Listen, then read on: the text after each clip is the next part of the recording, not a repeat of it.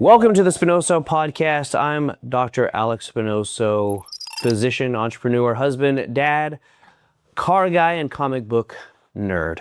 Built over 9 figures in businesses. I've made every single mistake, and this podcast is to help you avoid those mistakes.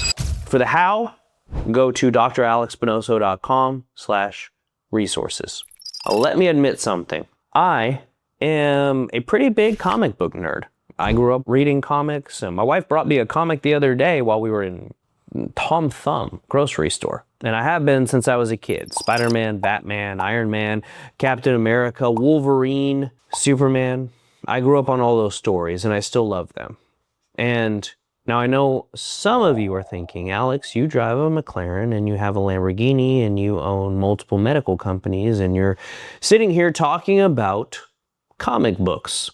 Yes, I am. So here's the thing I want you to understand about me. My love for superheroes is never really about the powers. It wasn't about the capes or the gadgets or the special effects or any of that. It was always about the journey, how they got to be that superhero.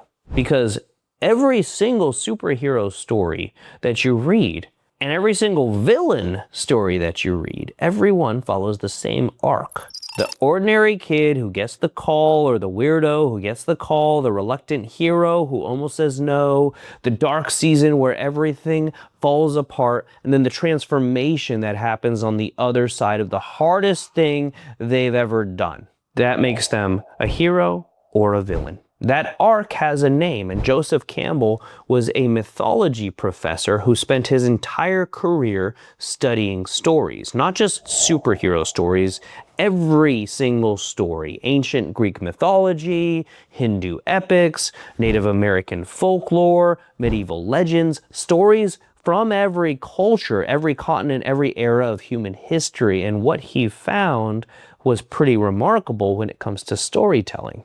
They were all telling the same story. Not similar stories, the same story.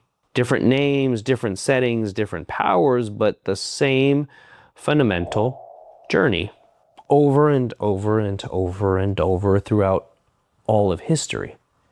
And he called it the hero's journey. And once you see it, you can't unsee it. You see it in Spider-Man. You see it in The Lion King. You see it in Star Wars. You see it in every Marvel movie that has ever been made. And you know where else you see it? In your life, in your clinic, in the story you are living right now. Because here's what Campbell understood that most people end up missing. The hero's journey isn't just a storytelling device. Well, it's an actual map. It's a map of what transformation actually looks like in real life. And if you understand the map, you stop being surprised by the terrain. Let me walk you through it. Every hero starts in the ordinary world. For Peter Parker, it's Queens, New York. Nerdy high school kid, no friends, no confidence, no indication that anything is about to change.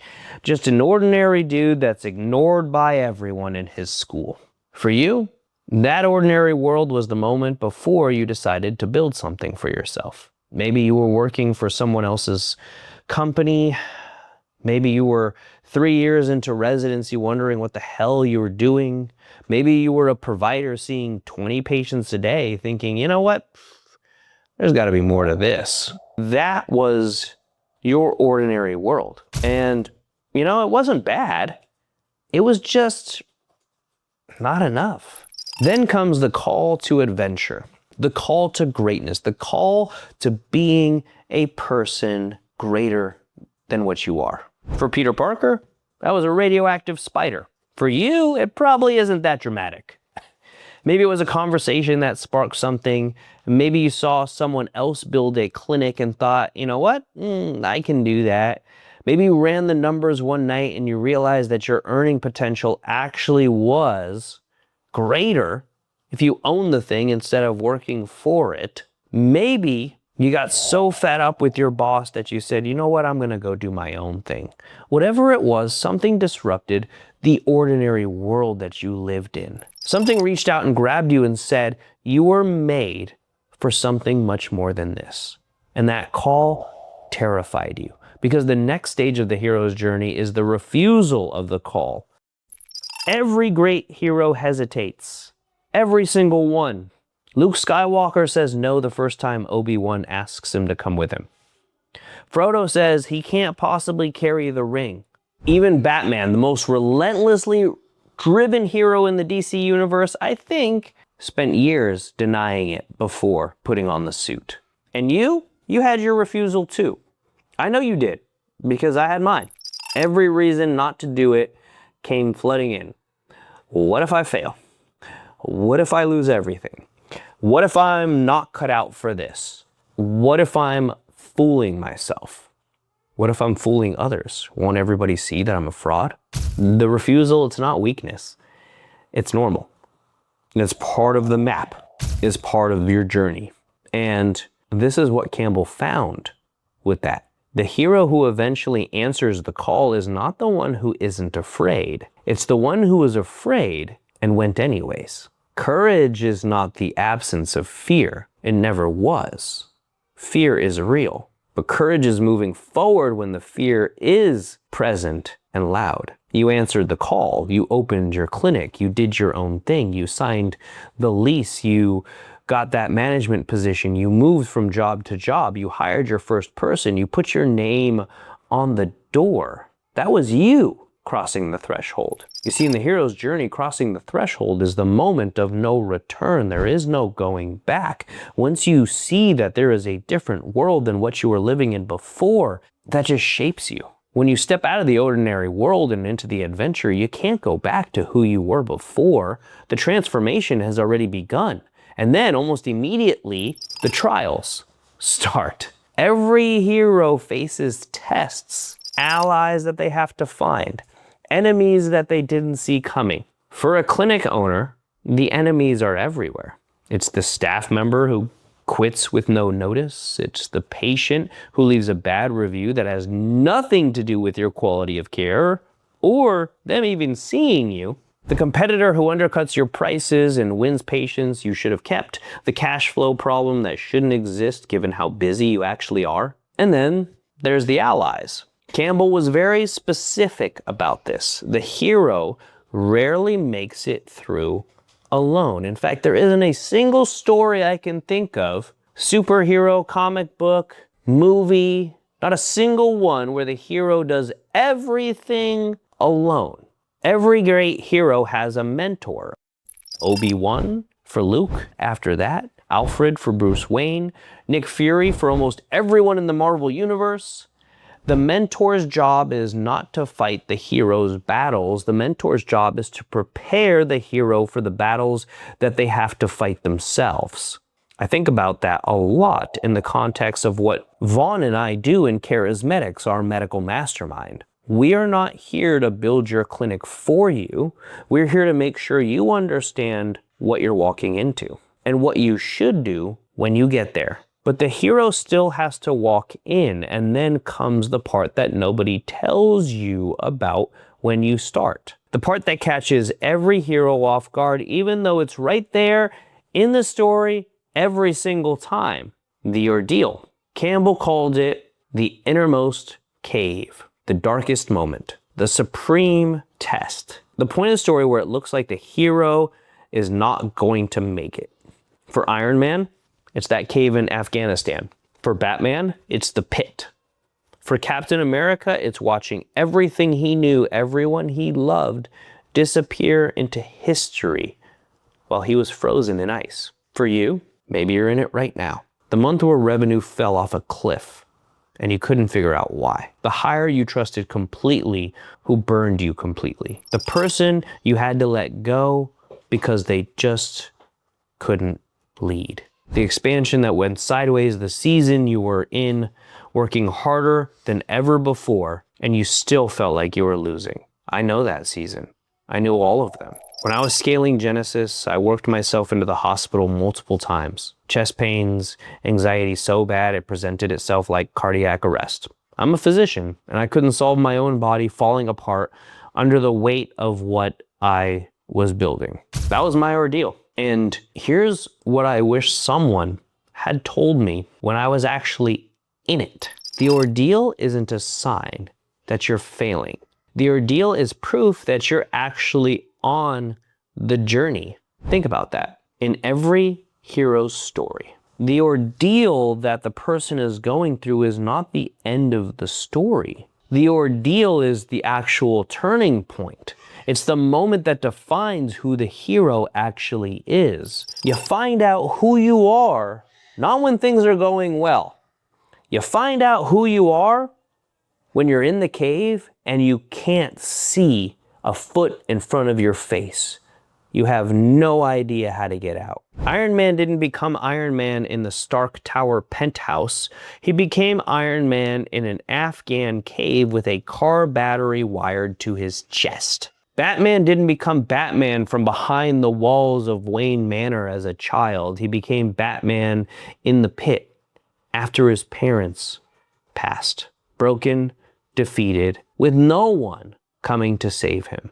The ordeal is where the transformation happens, not before it, not after it, during it. And the reason the hero survives the ordeal is almost never because the circumstances changed. It's not. It's because the hero changed. Something clarifies. The noise ends up falling away. The things that used to feel important stop feeling important. And the thing that actually matters, the reason you answered the call in the first place, comes back into focus. That's the reward. It's not the money. It's not the recognition. It's the clarity, the identity, the knowledge of exactly who you are and what you are capable of. The hero who survives the ordeal is not the same person who entered it. They can't be. They're not.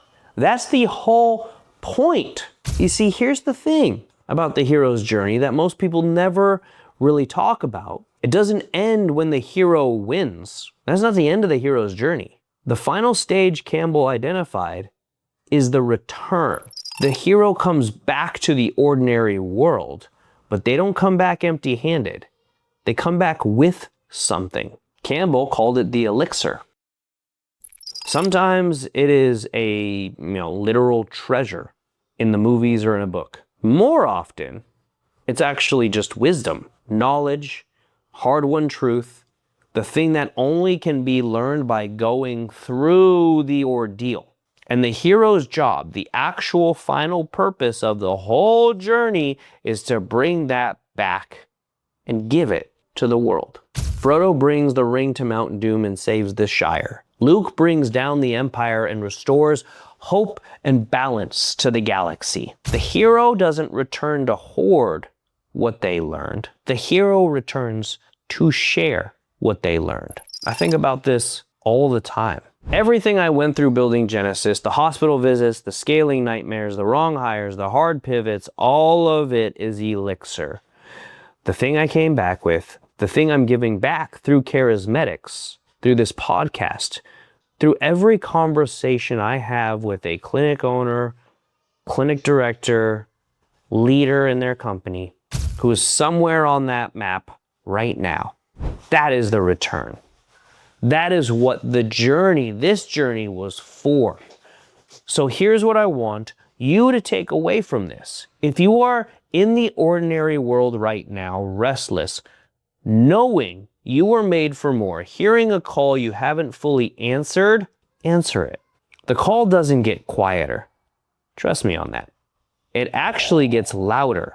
If you are in the refusal, making every excuse, listing every reason it won't work, watching other people cross the threshold while you stand at the edge, you are not lacking ability, you are lacking the decision.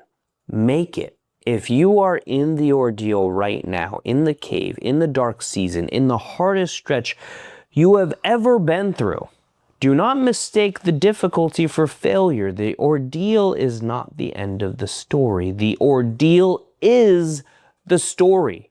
The hero doesn't bail when it gets hard. The hero doesn't look at the darkness and conclude they chose the wrong path. The hero goes through it because the hero understands, consciously or not, that this is exactly where they're supposed to be. And if you've already come through the ordeal, if you've built the thing, survived the dark season, and come out the other side with hard-won knowledge, you have an obligation.